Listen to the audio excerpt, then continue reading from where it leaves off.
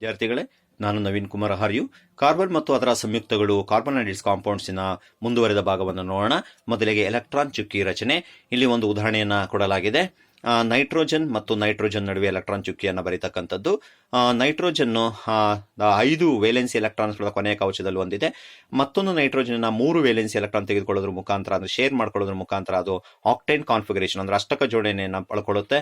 ಅದೇ ರೀತಿ ಮತ್ತೊಂದು ನೈಟ್ರೋಜನ್ ಕೂಡ ಅಷ್ಟೇ, ತನ್ನ 5 ಜೊತೆಗೆ ಇದರ 3 ಎಲೆಕ್ಟ್ರಾನ್ ಪಡ್ಕೊಂಡು 8. ಅಲ್ಲಿಗೆ ಈ ರೀತಿಯಾಗಿ ಎಲೆಕ್ಟ್ರಾನ್ ಚುಕ್ಕಿ ರಚನೆಯ ಮುಖಾಂತರ ಎಷ್ಟು ಎಲೆಕ್ಟ್ರಾನ್ಗಳನ್ನು ನಾವು ಶೇರ್ ಮಾಡ್ಕೊಂಡಿದೆ ಅಂತಕ್ಕಂಥದ್ದನ್ನು ನಾವು ಸುಲಭವಾಗಿ ತಿಳಿಬಹುದು. ಉದಾಹರಣೆಗೆ alkane, alkyne, carbon dioxide, ammonia ಮತ್ತು F2 ಇವುಗಳನ್ನು ಕೂಡ ನೀವು ರಚನಾ ಸೂತ್ರ, ಅಣುಸೂತ್ರದೊಂದಿಗೆ ಮತ್ತು ಎಲೆಕ್ಟ್ರಾನ್ ಚುಕ್ಕಿ ರಚನೆ ಅಭ್ಯಾಸ ಮಾಡಬೇಕು ವಿದ್ಯಾರ್ಥಿಗಳೇ. ಇನ್ನು ಕ್ರಿಯಾ ಗುಂಪುಗಳು ಅಂತ ಬಂದಾಗ ಹೈಡ್ರೋಕಾರ್ಬನ್ಗಳಲ್ಲಿರ್ತಕ್ಕಂಥ ಹೈಡ್ರೋಜನ್ ಅನ್ನ ಸ್ಥಾನಪಲ್ಲಗೊಳಿಸತಕ್ಕಂತಹ ಗುಂಪುಗಳು the displace the hydrogen from the hydrocarbons, that group is called as active group ಅಂತ ಕರಿತೇವೆ. ಇಲ್ಲಿ ಉದಾಹರಣೆಗೆ OH ಅಂತಕ್ಕಂಥದ್ದು, ಆ OH ಅನ್ನ ಒಳಗೊಂಡಿರ್ತಕ್ಕಂತಹ ಸಂಯುಕ್ತಗಳು ಹಾಲ್ನಿಂದ ಕೊನೆಗೊಳ್ಳುತ್ತವೆ, ಅವುಗಳನ್ನ ಆಲ್ಕೋಹಾಲ್ ಅಂತ ಕರಿತೀವಿ. C∬OH ಅನ್ನ ಒಳಗೊಂಡಿರ್ತಕ್ಕಂತಹ ಸಂಯುಕ್ತಗಳು ಹ್ಯಾಲಿಂದ ಕೊನೆಗೊಳ್ಳುತ್ತವೆ, ಅದನ್ನ ನಾವು ಹ್ಯಾಲ್ಡಿಹೈಡ್ಸ್ ಅಂತ ಹೇಳ್ತೇವೆ. C∬O ಅನ್ನು ಹೊಂದಿರತಕ್ಕಂತಹ ಸಂಯುಕ್ತಗಳು ಓನಿಂದ ಕೊನೆಗೊಳ್ಳುತ್ತವೆ, ಅವುಗಳನ್ನ ಕೀಟೋನ್ ಅಂತ ಕರಿತೇವೆ. C∬OH ಇಂದ ಕೊನೆಗೊಳ್ಳತಕ್ಕಂಥವು ಹೊಂದಿರತಕ್ಕಂಥವು ಓಯಿಕ್ ಆಮ್ಲಗಳಿಂದ ಕೊನೆಗೊಳ್ಳುತ್ತವೆ, ಅವನ್ನ ಕಾರ್ಬಾಕ್ಸಿಲಿಕ್ ಆಸಿಡ್ ಅಂತ ಕರಿತೇವೆ. ಇಲ್ಲಿ ಉದಾಹರಣೆಗಳನ್ನ ನೋಡಬಹುದು ವಿದ್ಯಾರ್ಥಿಗಳಿಗೆ.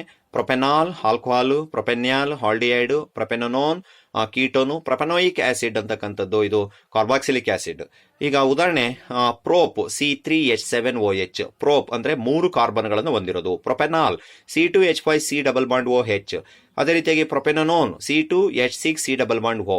ಪ್ರೊಪನೋಯಿಕ್ ಆಸಿಡ್ C2H5C∬OH. ನಿಮಗೊಂದು ಏನು ಡೌಟ್ಸ್ ಬರ್ಬೋದು ವಿದ್ಯಾರ್ಥಿಗಳೇ, ಏನು ಪ್ರೊಪೆನಾನ್ ಅಲ್ಲಿ C3 ಪ್ರೋಪ್ ಅಂತ ಹೇಳಿದ್ರೆ C3 ಇರಬೇಕು, ಆದ್ರೆ ಪ್ರೊಪೆನ್ಯಾಲು, ಪ್ರೊಪೆನೋನ್ ಮತ್ತು ಪ್ರೊಪನೋಯಿಕ್ ಆಸಿಡ್ಗಳಲ್ಲಿ Cಗಳು 2 ಇದಾವಲ್ಲ ಅಂತ. ಆದ್ರೆ ನಾವು C2 ಹೈಡ್ರೋಕಾರ್ಬನ್ ಜೊತೆಗೆ ಕ್ರಿಯಾ ಗುಂಪುಗಳಲ್ಲಿರ್ತಕ್ಕಂಥ C ಅನ್ನು ಕೂಡ ಗಣನೆ ತೆಗೆದುಕೊಂಡು ಒಟ್ಟು Cಗಳು ಪ್ರೋಪ್ ಎಂಬುದನ್ನ ಗಣನೆ ತೆಗೆದುಕೊಂಡು ನಾವು ಹೇಳ್ಬೇಕಾಗತ್ತೆ ವಿದ್ಯಾರ್ಥಿಗಳೇ. ಇದನ್ನ ಗಮನಿಸಿ. ಸುಮಾರು ಎಲ್ಲಾ ಕ್ರಿಯಾ ಗುಂಪುಗಳನ್ನು ಒಳಗೊಂಡಂತೆ 4 ಅಥವಾ 5 ಸದಸ್ಯರನ್ನ ರಚನಾ ಸೂತ್ರ, ಅಣುಸೂತ್ರ ಬರೆಯೋದನ್ನ ಪ್ರಾಕ್ಟೀಸ್ ಮಾಡಬೇಕು. ಇನ್ನು ದಹನ ಕ್ರಿಯೆ, ಇಂಧನಗಳು ಗಾಳಿಯೊಂದಿಗೆ ಹುರಿದು ಕಾರ್ಬನ್ ಡೈಆಕ್ಸೈಡ್ ನೀರಿನ ಜೊತೆಗೆ ಅಥವಾ ಶಾಖ ಮತ್ತು ಬೆಳಕನ್ನ ಉಂಟು ಮಾಡತಕ್ಕಂಥ ಒಂದು ಕ್ರಿಯೆನೇ ನಾವು ದಹನ ಕ್ರಿಯೆ ಅಂತ ಕರಿತೇವೆ ಅಥವಾ ಕಂಬರ್ಷನ್ ಅಂತ ಹೇಳ್ತೇವೆ. ಇಲ್ಲಿ ಪೂರ್ಣ ದಹನ ಮತ್ತು ಅಪೂರ್ಣ ದಹನ, ಕಂಪ್ಲೀಟ್ ಕಂಬರ್ಷನ್ ಮತ್ತು ಇನ್ಕಂಪ್ಲೀಟ್ ಕಂಬರ್ಷನ್, ಇದು ಡಿಫರೆನ್ಸ್ ಕೂಡ ಬಹಳ ಮುಖ್ಯವಾಗಿರೋದು. ಕಂಪ್ಲೀಟ್ ಕಂಬರ್ಷನ್ಸ್ ಅಲ್ಲಿ sufficient amount of oxygen supply ಆಗುತ್ತೆ, ಅಂದ್ರೆ ಹೆಚ್ಚಿನ ಪ್ರಮಾಣದ ಆಮ್ಲಜನಕದ ಪ್ರಮಾಣ ಅಲ್ಲಿರುತ್ತೆ. ಆದ್ರೆ ಅಪೂರ್ಣ ದಹನದಲ್ಲಿ ಆಮ್ಲಜನಕದ ಕೊರತೆ ಇರುತ್ತೆ, ಇನ್ಸಫಿಸಿಯೆಂಟ್ ಅಮೌಂಟ್ ಆಫ್ ಆಕ್ಸಿಜನ್ ಸಪ್ಲೈ ಆಗ್ತಾ ಇರುತ್ತೆ. ಪೂರ್ಣ ದಹನದಲ್ಲಿ ನೀಲಿ ಜ್ವಾಲೆ ಉಂಟಾಗ್ತಕ್ಕಂಥದ್ದು, ಅಪೂರ್ಣ ದಹನದಲ್ಲಿ ಹಳದಿ ಜ್ವಾಲೆ, ಯೆಲ್ಲೋ ಫ್ಲೇಮ್ ಉಂಟಾಗ್ತಕ್ಕಂಥದ್ದನ್ನ ಗಮನಿಸ್ತೀವಿ. ಮತ್ತೆ ಇಲ್ಲಿ ಉದಾಹರಣೆ ನೋಡಬಹುದು. C+O2 CO2 ಶಾಖ ಮತ್ತು ಬೆಳಕು. CH4 ನೈಸರ್ಗಿಕ ಅನಿಲದ ಪ್ರಮುಖ ಘಟಕ. CH4+O2 CO2+H2O ಶಾಖ ಮತ್ತು ಬೆಳಕನ್ನ ನಾವು ಉದಾಹರಣೆಯಾಗಿ ತೆಗೆದುಕೊಳ್ಬಹುದು ವಿದ್ಯಾರ್ಥಿಗಳೇ. ಇನ್ನ ಉತ್ಕರ್ಷಣೆ ಅಂತ ಬಂದಾಗ ಇಲ್ಲಿ ಆಲ್ಕೋಹಾಲ್ ಅಂತಕ್ಕಂಥದ್ದು ಕಾರ್ಬಾಕ್ಸಿಲಿಕ್ ಆಸಿಡ್ ಆಗಿ ಕನ್ವರ್ಟ್ ಆಗುತ್ತೆ. ಪೊಟ್ಯಾಷಿಯಂ ಡೈಕ್ರೋಮೇಟ್ ಅಥವಾ ಪೊಟ್ಯಾಷಿಯಂ ಪರಮಾಂಗನೇಟ್ ಅನ್ನ ನಾವಿಲ್ಲಿ ಕ್ರಿಯಾವರ್ಧಕಗಳ ಕೆಟಲಿಸ್ಟ್ಗಳಾಗಿ ಬಳಸ್ಕೊಳ್ತೇವೆ. ಇದನ್ನ ಉತ್ಕರ್ಷಣೆ ಅಂತ ಕರಿತೀವಿ. ಉತ್ಕರ್ಷಣೆ ಅಡಿಷನ್ ಆಫ್ ಆಕ್ಸಿಜನ್ ಅಂತ ಗೊತ್ತಿದೆ. ಅಂದ್ರೆ ಆಲ್ಕೋಹಾಲ್ ಅನ್ನ is converted into carboxylic acid.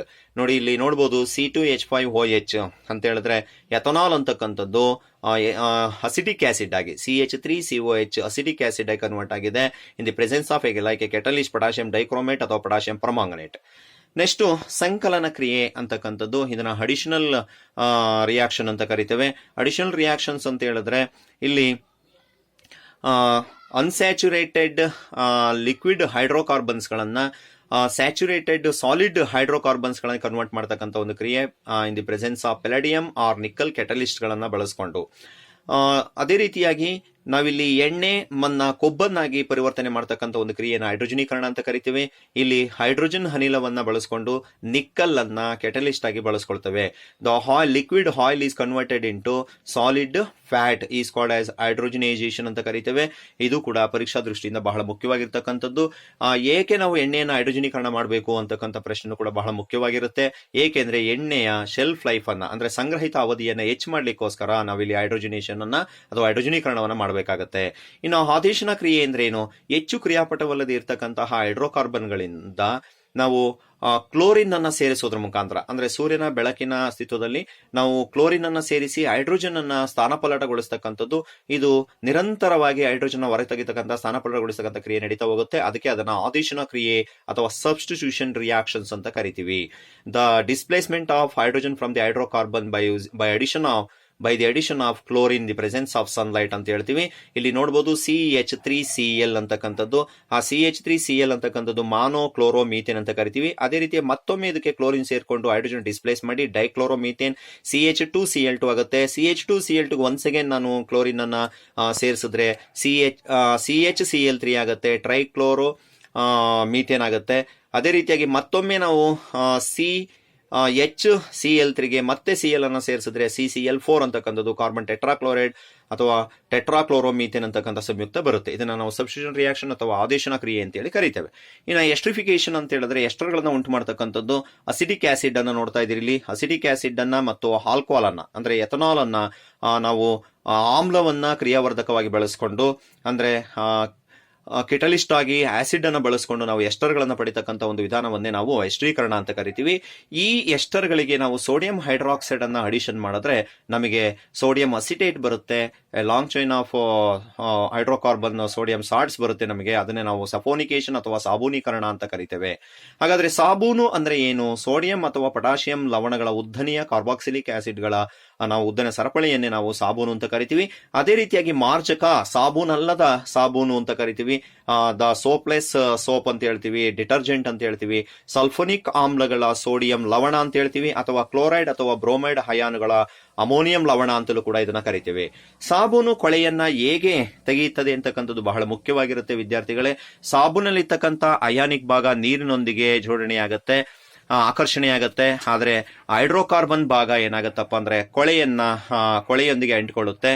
ಕೊಳೆ ಒಳಮುಖವಾಗಿದ್ರೆ ಅಯಾನಿಕ್ ಭಾಗ, ನೀರಿನಲ್ಲಿ ಅಂಟಿಕೊಳ್ತಕ್ಕಂಥ ಅಯಾನಿಕ್ ಭಾಗ ಏನಾಗುತ್ತೆ ಹೊರಮುಖವಾಗಿರುತ್ತೆ. ಇದರಿಂದ ಮಿಸಲ್ಗಳು ಉಂಟಾಗ್ತದೆ. ಮಿಸಲ್ಗಳು ಉಂಟಾಗಿ ಎಮಲ್ಷನ್ ಆಗುತ್ತೆ. ಎಮಲ್ಷನ್ ಆಗಿ ನೀರಿನೊಂದಿಗೆ ಆ ಕೊಳೆಯನ್ನು ತೆಗೆತಕ್ಕಂಥ ಕಾರ್ಯ ನಡೀತದೆ. 2 ಅಂಕಗಳಿಗೆ ತುಂಬಾ ಮುಖ್ಯವಾಗಿರ್ತಕ್ಕಂಥ ಪ್ರಶ್ನೆ. ಅದೇ ರೀತಿಯಾಗಿ ಸಾಬೂನು ಮತ್ತು ಮಾರ್ಜಕಗಳ ನಡುವಿನ ವ್ಯತ್ಯಾಸವನ್ನು ನೀವು ಕಡ್ಡಾಯ ಓದ್ಕೋಬೇಕಾಗುತ್ತೆ ವಿದ್ಯಾರ್ಥಿಗಳೇ. ಈಗಾಗಲೇ ಸಾಬೂನು ಮತ್ತು ಮಾರ್ಜಕಗಳ ನಡುವಿನ ನಾನು ಡೆಫಿನೇಷನ್ಸ್ ಅನ್ನು ಹೇಳಿದ್ದೇನೆ ಸೋಪ್ಸ್ ಅಂಡ್ ಡಿಟರ್ಜೆಂಟ್ಸ್ಗೆ. ಇನ್ನೂ ಹೇಳೋದಾದ್ರೆ ಸಾಬೂನು ಅಂತಕ್ಕಂಥದ್ದು, ಸೋಪ್ ಅಂತಕ್ಕಂಥದ್ದು ಗಡುಸು ನೀರಿನೊಂದಿಗೆ ನೊರೆಯನ್ನು ಉಂಟು ಮಾಡೋದಿಲ್ಲ. ಆದ್ರೆ ಮಾರ್ಜಕ ಗಡುಸು ನೀರಿನಿಂದ ಕೂಡ ನೊರೆಯನ್ನು ಉಂಟು ಮಾಡುತ್ತೆ. ಸಾಬೂನಿಂದ ಹೆಚ್ಚಾಗಿ ಅಷ್ಟೊಂದು ಮಾಲಿನ್ಯ ಆಗೋದಿಲ್ಲ, ಯಾವುದೇ ಪೊಲ್ಯೂಷನ್ ಆಗೋದಿಲ್ಲ. ಆದ್ರೆ ಮಾರ್ಜಕದಿಂದ ವಾಟರ್ ಪೊಲ್ಯೂಷನ್ ಮತ್ತು ಸಾಯಿಲ್ ಪೊಲ್ಯೂಷನ್ ಅಂತಕ್ಕಂಥದ್ದು ಆಗುತ್ತೆ. ಧನ್ಯವಾದಗಳು.